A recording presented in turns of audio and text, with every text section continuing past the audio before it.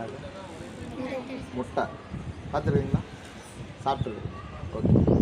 இதை வச்சு நம்ம செல்லு எப்படி இருக்கும், தாவர செல்கள் செல்லு எப்படி இருக்கும் நம்ம பார்க்கலாம். உடைக்கலாமா? உடைக்கலாமா?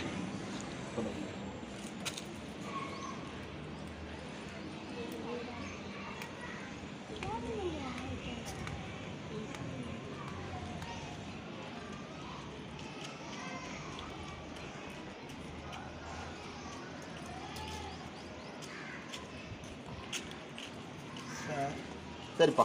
இது என்னது? இது நான் இதுதான் சொல்லியிருக்கிறேன். ஒரு பேனா கொடுப்போம், பென்சில் கொடுப்போம். சரி கவனி. இது வந்து சைட்டோபிளாசம் மாதிரி வச்சுக்கோ. இப்போ ஜெல்லி மாதிரி இருக்கா, இது பார்க்குறதுக்கு எப்படி இருக்குது? எப்படி இருக்குது? ஜெல்லி மாதிரி இருக்கா? ஸோ இது வந்து செல்லோட சைட்டோபிளாச பகுதி. இதுதான் இந்த இடத்துல வந்து நகரம் பகுதின்னு கூட சொல்லலாம். இது வந்து உட்கரு மணி இதெல்லாமே இருக்கும்.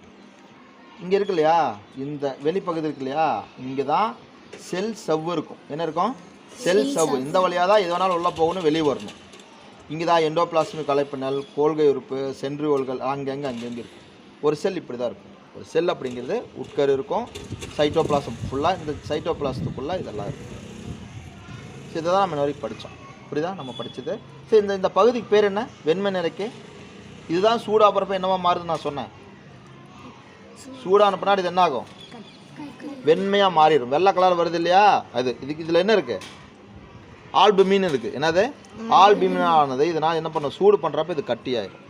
இது ஆல்புமினாக இருக்கிறனால தான் வெள்ளை கலராகவும் கட்டியாகவும் மாறுது. புரியுது என்ன சொல்கிறேன்னு?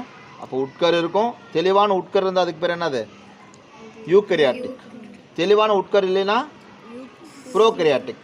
தெளிவான உட்கரு இருக்கா? சொல்லுப்பா. தெளிவான உட்கரு இருக்கா? இது என்னது?